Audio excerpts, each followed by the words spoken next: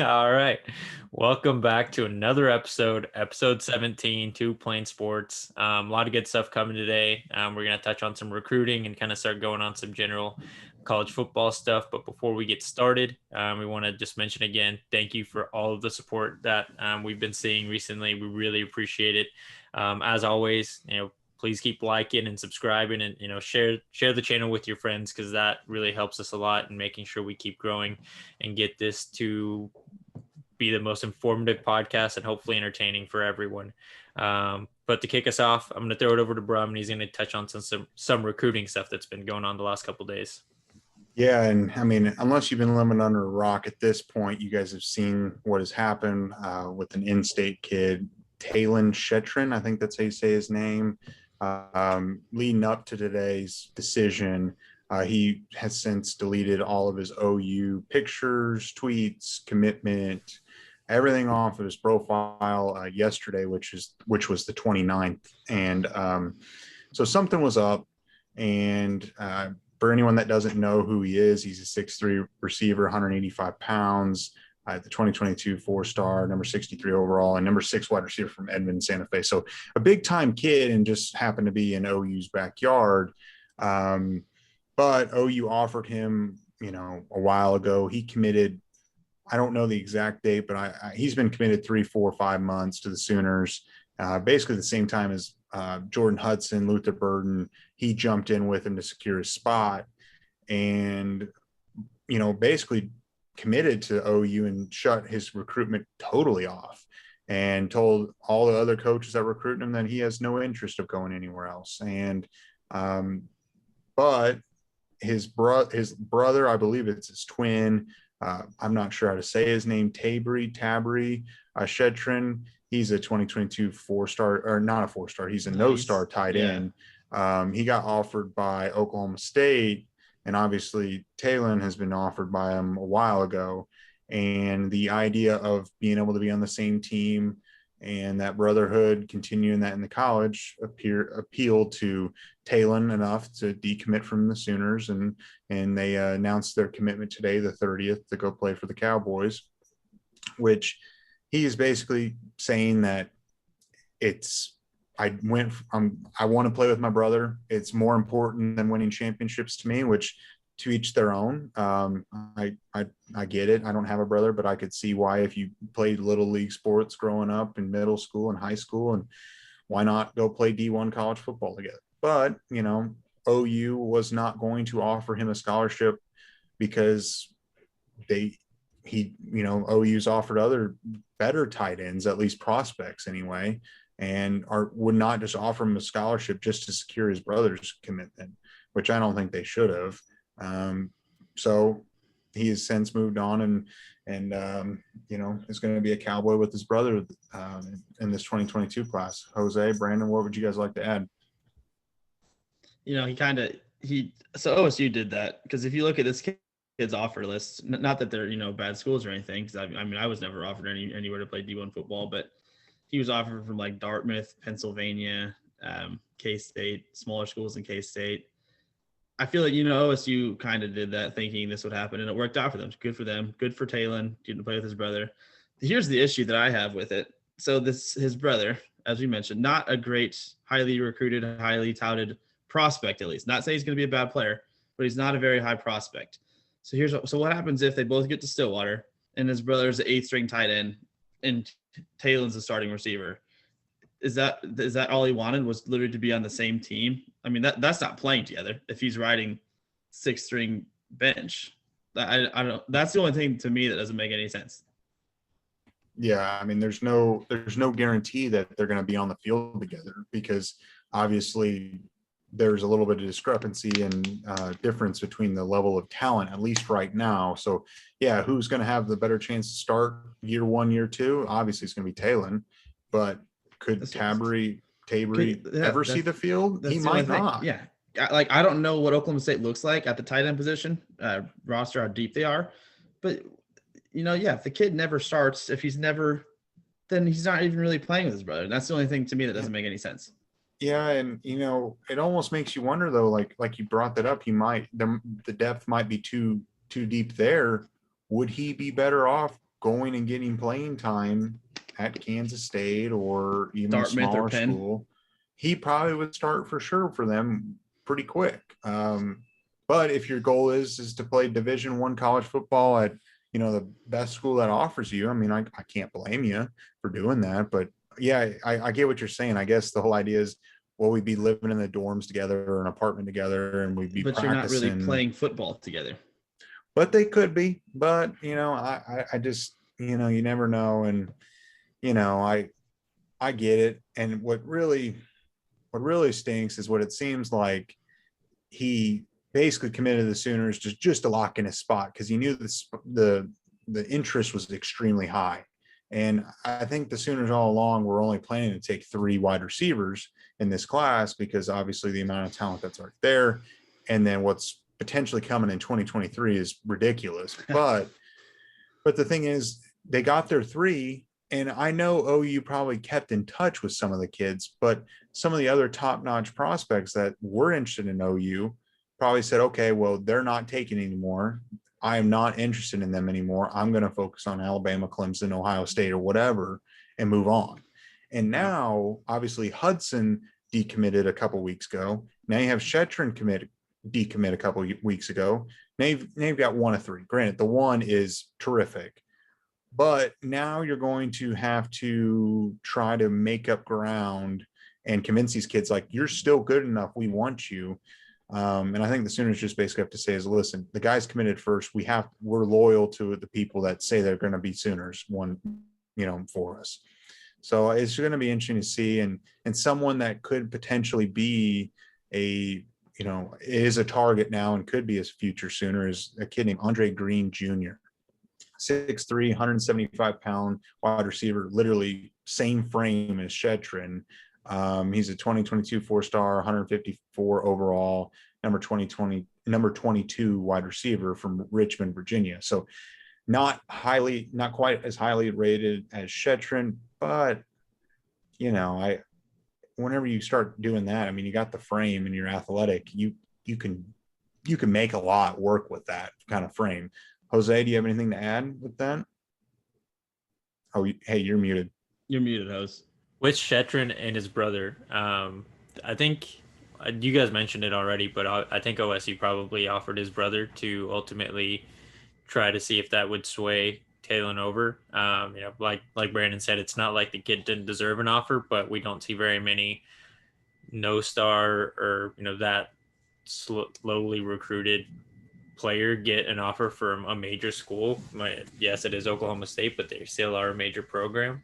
And with regards to like his playing time, the good thing is he is going to Oklahoma State. I mean, take it as a slide or not, but like it's not like they have 4 or 5-star players all over their roster, right? Like he may be starting in a couple of years, probably not next year as a true freshman, maybe not even as a redshirt freshman, but he'll probably get some playing time at some point because he will end up becoming bigger than a lot of the players, on the other side, younger than him, whatever, more developed. And if Talon has any sway in that locker room, maybe the coaches will just be like, we need to keep Talon happy to make sure he doesn't transfer. I feel like he clearly does, because just looking at the kid's his offers, OSU is far and away his biggest one. I mean, Dartmouth and Penn, no offense to those schools, no offense to the athletes that play there, but that's a different playing field than it is at Oklahoma State, at Oklahoma, at any Big 12 school. And the timing is weird. It's sus. Who knows what's going on over there with Gundy and the conversations they were having behind closed doors. And we talked about it in the last episode. Sometimes in recruiting, like coaches might promise something, during your conversations while they're trying to attract these kids to come to their programs. Then just once they're actually on campus, the story's different. At the end of the day, the coach is going to play the best player, and they're not just going to play the highest recruit on his roster. Granted, Talon's probably the best and the highest recruit in this situation, but maybe coming along with that, he said, I will make sure your brother gets to play some snaps. He never said it was going to be on offense. He's probably going to play on special teams. Yeah. Field goal block team. Yeah, you never know. Hey, that's seeing the field. But and a couple more things I'll add about the Andre Green kid. He has already visited the Sooners unofficially June 3rd and 4th. And for everyone that doesn't know, there's a chance, and it looks like there's going to be a Champ U Barbecue Part 2 at the end of July 31st.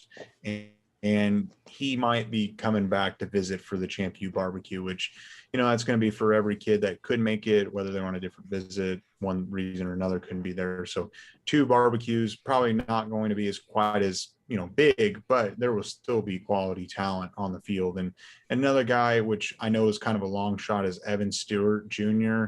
He's a 5-star and wide receiver in the 2022 class that might be, I would imagine OU's calling him, but I just don't know what the interest would be on his side at this point. But a couple of names to keep your eyes on. One last note for that on the Shetron news is, and even going back to Hudson, who also decommitted.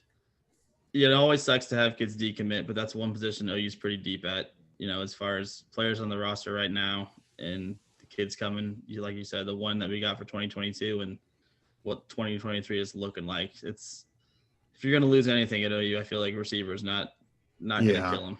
And I think the whole idea of selling them catching footballs from Caleb Williams is not a hard sell, and then potentially Malachi Nelson. Yeah. So it sucks. It's another in-state recruit that we might be losing. I mean, we are going to lose, but I mean, there's a bunch of kids out there in this country that would love to play with one of those 2 quarterbacks or both of them. Exactly. So, exactly. But that's all I've got on him. Yeah, it stinks, but he's got to do what he feels is right. Not that we all agree with it, but it is what it is, and we'll see him in Bedlam, and it'll be fun. I can't wait. Maybe. So anyway, yeah. So we'll move on to another in-state kid is Jacob Sexton, 6'5", 285 offensive tackle, 2022 4-star. Number 236 overall and number 24 offensive tackle from Edmond. He plays for Deer Creek High School, and he announces commitment date is July 3rd. So that's Saturday. Saturday, right? yep. Yeah, Saturday, July 3rd. So it seems like he grew up a Sooner fan, and he's a homegrown kid. He's been visiting A&M, Texas, Oklahoma State, obviously Oklahoma, and I think a few other schools in there, but I really think Oklahoma's going to land his commitment. I just, I think he explored his options, and rightfully so, but I think he's going to stay home. You guys have anything to add with him or what, anything about them? He's a big human being that will move around bodies for Caleb Williams and Malachi. But I mean, the one thing about, and it doesn't seem like it's just like how highlight tapes are made for offensive linemen. They look like all they do at the high school level is just throw their enormous frames into the other side of the ball. Unlike, who was it? Devin Campbell that we talked about in our last episode.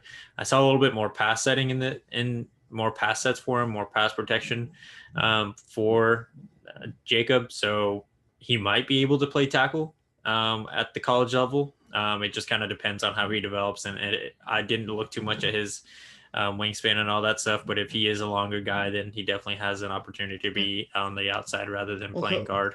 Kind of like you talked about in our pre-show here is you said he played everyone on the line, at least from the tape you saw, except for center. Yeah. So that shows a little bit of versatility. I personally love it. I hope we get him. Give me all of the 4 or 5-star big boys we can get, and we need so many big boys that we need 2 planes to carry him. That's the philosophy. That's what we stand for. I'm all about it. I hope we land his commitment. I think it'd be great. And like you're talking about how in high school it just looks like a bunch of run blocking highlights or whatever. He's got Bill Biedenbach, who's probably the best offensive line coach in college football. So I think it'd be a huge get. And plus Jake Taylor's another guy to look for. Yeah. On the line. I don't know when his commitment is, but that Las Vegas area is becoming a little bit of a hotbed for the Sooners here coming up. But yeah, July 3rd. I didn't see what time, but you didn't I know have a time on there. Just say July 3rd.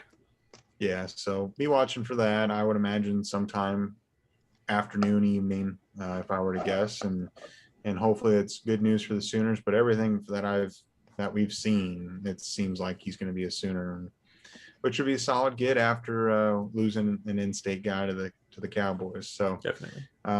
That's really all we've got. All the big stuff as far as recruiting goes. I mean, there is more. This weekend's a big deal.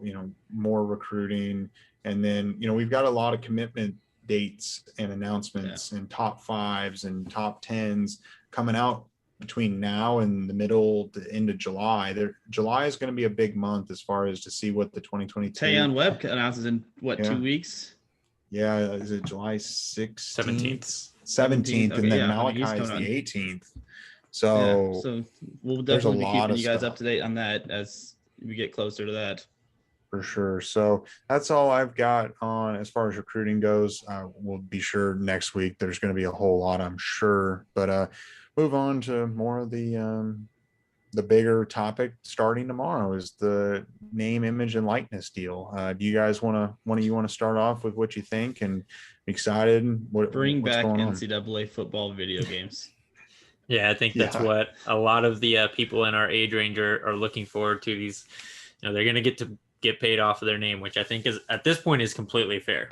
With the past NCAA rules, from my understanding and from what was told to Brandon and I when we worked for the broadcast company at OU is, they literally can't even get a ride from a friend, and that would be an NCAA violation. Yeah, like with Emily, who was one of our friends who was on the rowing team at college, friends with all of us.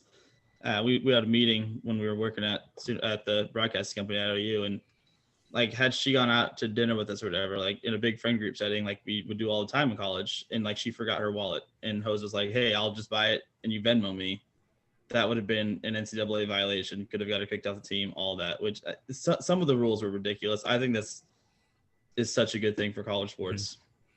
Definitely, and yeah. So like the biggest thing is they will have outs for all those dumb little rules, but I think it's also great that they can actually make a profit off their name. Like it's not just the school gets to sell Baker Mayfield jerseys or 6 jerseys and make billions of dollars off of the kid's back, and the guy just got an education. He'll finally get to do some autograph signings. So we're definitely going to start seeing a lot of events around Norman, Oklahoma City, Edmond, because they're going to be hired to make appearances, go to clubs, things like that. So good for them. If they're of age for the club. Yeah. Probably not. Let's be honest. Spencer Rattler's, I think he's only 20 years old. That guy clearly can't get into a bar in Oklahoma. He'll be at the club. Never let him in. He'll be at the club before midnight hours. Yeah, we never saw anyone on any sports team that underage drinking. Never wasn't underage. No. They were just there hanging out with their buddies before 10 o'clock. They were DDs, and somehow there's no way. Yeah, no, I know it was incredible all the legal drinking that we witnessed. But anyway, so I think it's good. It's one of those deals where, like you said, the rules were ridiculous. And I like the idea of, yes, most kids are not going to make it either to the, NFL, NBA, wherever. And if they've got a following, I mean, how many big time college guys, can you think of that were superstars in college, get drafted in the NFL, and then they are bust or not even superstars. They're like third or, fourth round. I mean, they get a decent amount of money, but they were stars at their school. And if you could sell autographs, you can do appearances, you can just start, pocketing the money now. And a lot of these kids come from places that aren't quite as fortunate. And, the ability to make, 5-10 grand here and there to send back home. I mean, I'm sure someone would send some of that money home to their families. That could be a big deal. Yeah. And also going and play for a blue blood, like in Oklahoma. Why wouldn't you go play, or Alabama, or whatever? You play for one of those schools, your ability to sign autographs and the people willing to pay you the big bucks, that becomes a big deal. Yes, and that's why I think that's why USC will always have that draw, no matter how bad they are. You're in California, whether you like it or not. I mean, I think LA is kind of a dump, but I agree. They've got everything there. Hollywood's not far away. I mean, millions of people live there, and anything and everything's there. I mean, those big cities are going to pull. And just like, as much as we don't like Texas, Austin is going to pull. Austin is an entertainment town. I mean, it's the capital. I mean, All your Texas blue, is Ohio huge. State, Alabama, Oklahoma. It's gonna Yeah. help. It's gonna help all of those schools. Like, there's no Yeah. doubt. No, and I think it's good. I mean, I like the idea that they're going to be able to make some money. They're still getting their education, but the deal is I don't think there should be a payroll for programs, because then you start getting this deal of Oklahoma, Alabama, Ohio State, all the blue bloods. We can start shipping out a lot of cash for all these kids, and we will land all the kids, and then the disparity already. Yeah, Tennessee's saying, where has rather. this been the last 3 years or whatever?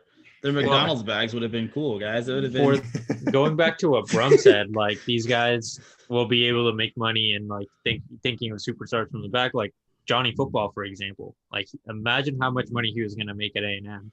And he came out, I think it was definitely in the last month. He was on a podcast, Bussin' with the Boys. And he literally said, like, he was taking money in college, but it like he had to be sneaky about it. Didn't he sign some absurd, like 30,000 autographs for 10 cents a piece or something, like or 5 cents a piece? He got for signing a ridiculous amount of money. So like he got taken advantage of by whoever paid him that little bit amount of money for all of those signatures. Like, now that these kids could potentially hire agents. I mean, he did, but at the same time, he like. I promise you, I would John Hancock something 30,000 times or whatever it was for $5,000. I don't think I would do that. At least $1. It's not a lot of work, man. It's a lot of time.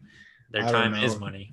And then my question is I haven't looked into it enough, and you guys might know. So a kid like I saw Trayon Webb, 2023 athlete, post on his Twitter saying, hey, starting tomorrow, July 1st, I can do endorsements, promotions, yada, yada, yada, whatever.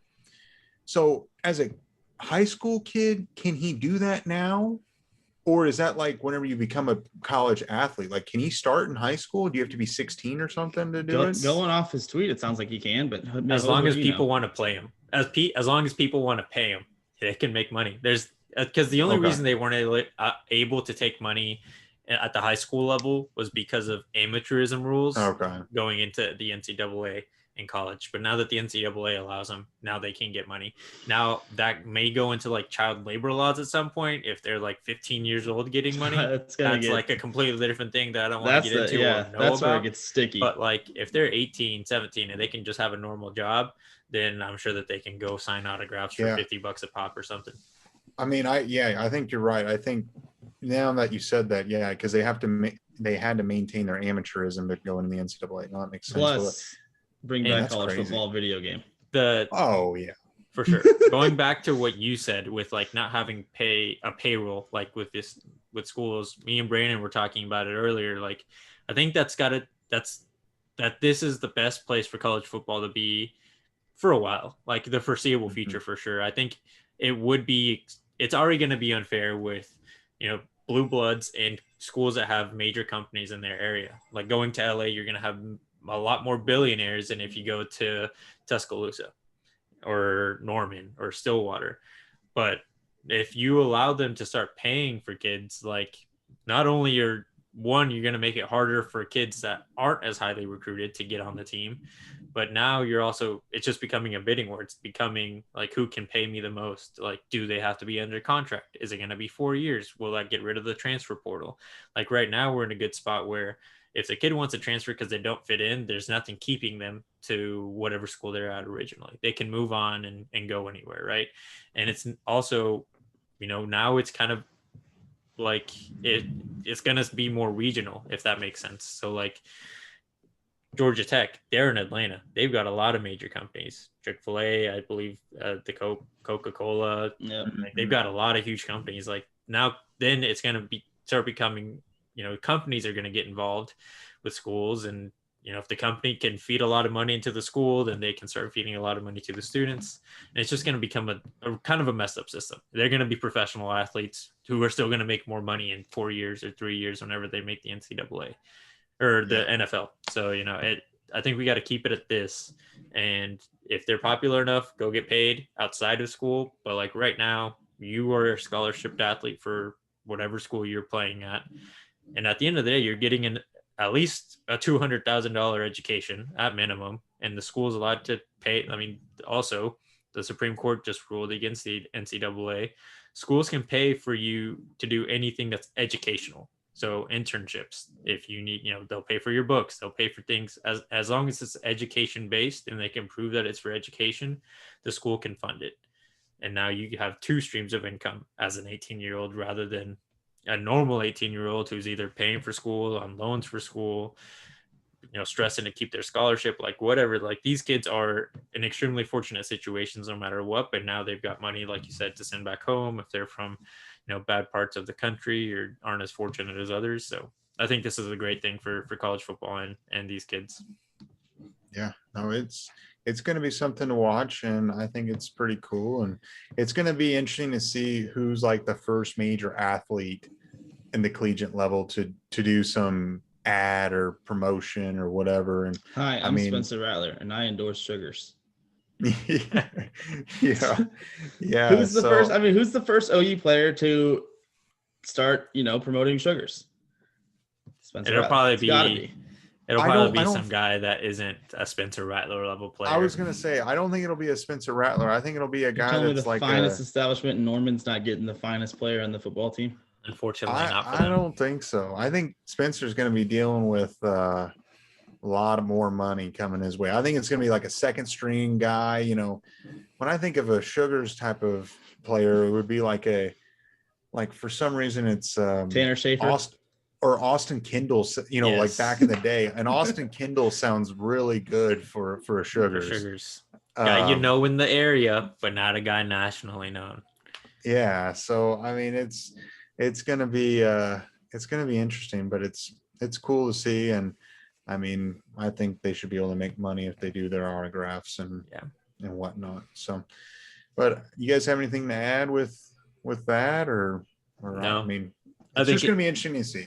Yeah, it'll definitely. I will be interested to see which player gets the first big contract, because ESPN and Fox are going to be all over that as soon as, and we're probably going to see, Spencer, DJ Ugalele, the kid from Clemson, CJ Stroud.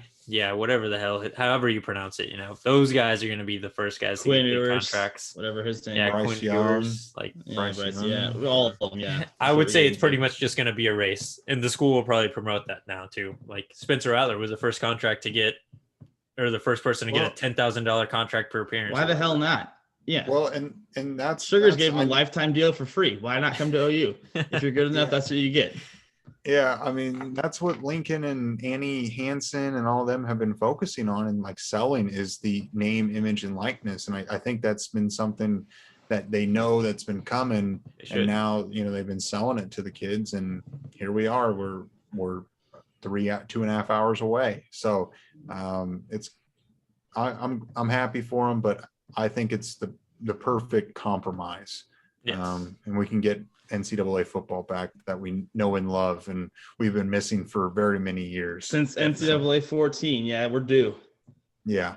So we'll move on to another hot topic, the college football playoffs. Definitely another not OU specific, but obviously the Sooners will be involved. This is older news, but it's sounding more and more like that they're going to roll with this 12-team playoff after further review, and they're meeting again late this summer to discuss more and get more information, and I would assume if everything's good, they'll approve it then this late summer, whenever that is. I assume before football starts. 12 teams, top four get a bye, and the first 8 or the last 8 play, and then another 18 playoff starts. And what do you guys think about that? I'll let Brandon go because he was the most opposed to an. At first, I still don't love it. I still think the most ideal college football format is 6. I'm all about expansion.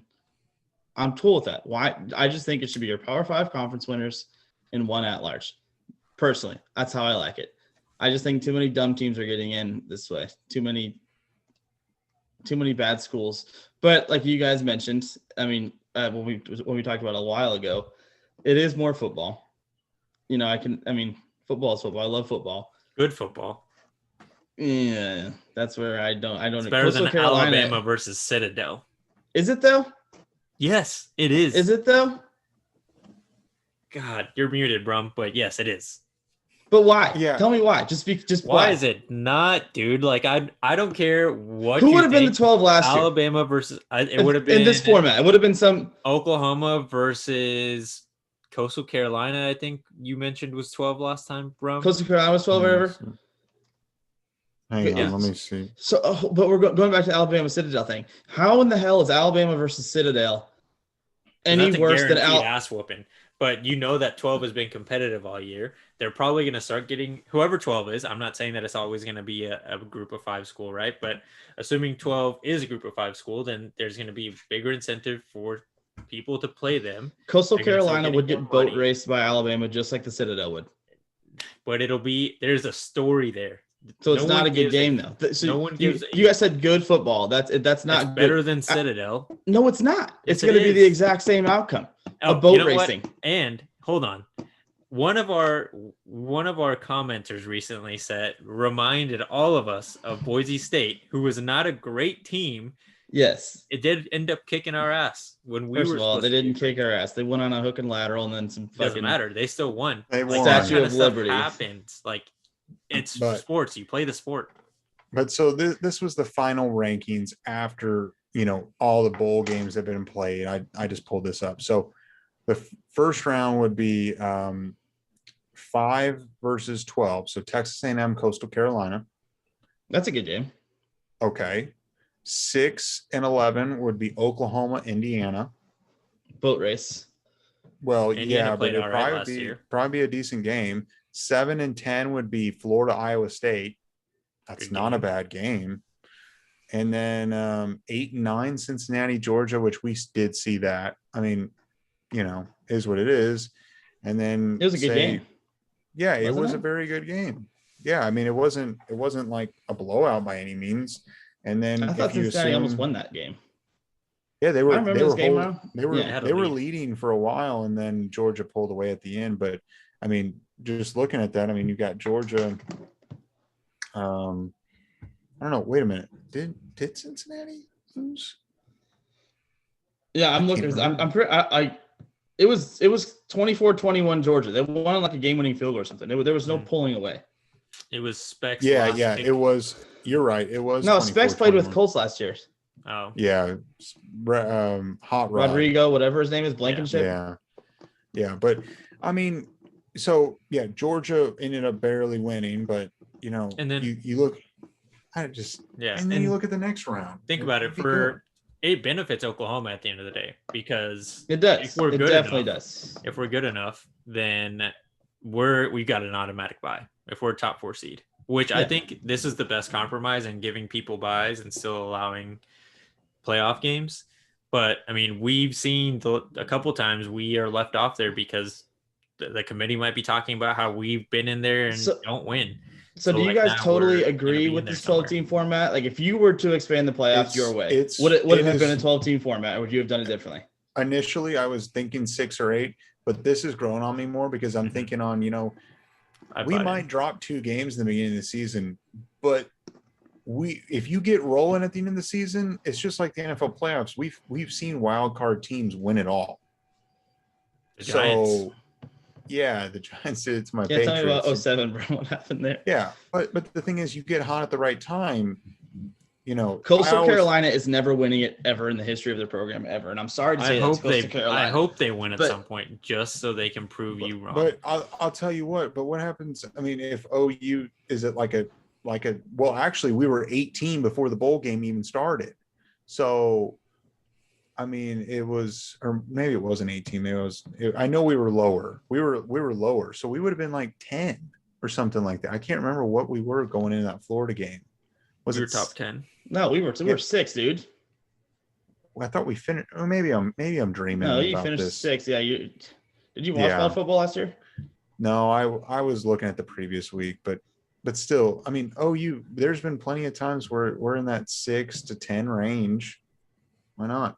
Best team. I mean, it definitely helps us. This removes a lot of the subjectiveness out of it. There will still be some like subjectiveness with who will be in the top 4. But at least, if we get boned to not being in the top 4, we at least still have a chance to win it all.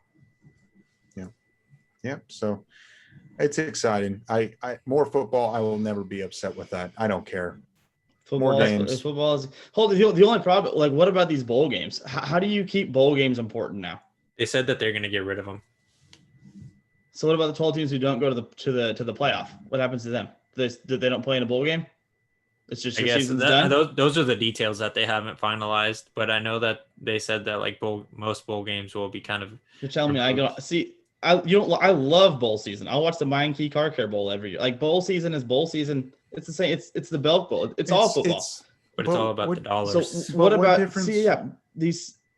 Yeah, why? You want to watch the Meineke Car Care Bowl, but you won't watch. I love the Meineke Car Care Bowl, the Idaho Potato Bowl. I love all of that shit. Sense. You make zero sense. But it's equal playing field. When you get Hawaii playing Southern Illinois Tech, it's a fun game. Even if they kept the same format where they still had bowl games, just because 12 teams go to the playoffs, 4 teams go to the playoffs now. What was the point of Oklahoma and Florida? Well, Jose was saying that they're doing away with bowl games or something. Well, I know, like that. but they're not officially yet. But yeah, those are the details. They're still. So 12 schools will go to the playoffs, and everybody else's season just ends after the regular season. Is that what's make the playoffs? Proposed? Make the playoffs. That's what happens in the pros. You don't get what's it called? You don't. But hold on. Going back to the more football argument, it's really not more football. Bowl season lasts like a month. It's more good football. It's 12 teams, bro. Yeah. They're gonna stretch this out a month. They might. If I don't get my Meineke Car Care Bowl, I swear to God. Yeah, I don't know. So, anyway, the Belk Bowl. Passion there. Yeah, This is ridiculous. Now you make zero sense. You rather watch that? I'm a big fan of the Belk Bowl. It's time to evolve, Bunnett. The Outback Bowl? You kidding me? Who cares? Yeah. So you're one. Jadeveon Clowney made one of the biggest plays in college football history in the Outback Bowl, and now you're going to take the Outback Bowl away? Yeah, Michigan blows. Michigan wouldn't get a bowl game, and then that means they would have never been embarrassed on national TV. Yeah. Well, anyways, let's wrap this up. Let's wrap this up. But anyway, thanks for listening. If you made it this far, you deserve a medal. Make sure to like, comment, subscribe, and follow us on all socials: Twitter, Facebook, Instagram, all that. We don't have Snapchat. At Two Playing Sports, and we'll keep the content rolling your way. We really appreciate all the support, and we hope you guys enjoyed it. And we've got a big recruiting weekend coming up, basically every weekend in July, and the whole month of July leading up to. And we got less than 70 days. We're 60-something days from Sooners football, so this is pretty exciting. But thank you guys. And the Meineke Car Care Bowl. See you guys. See ya.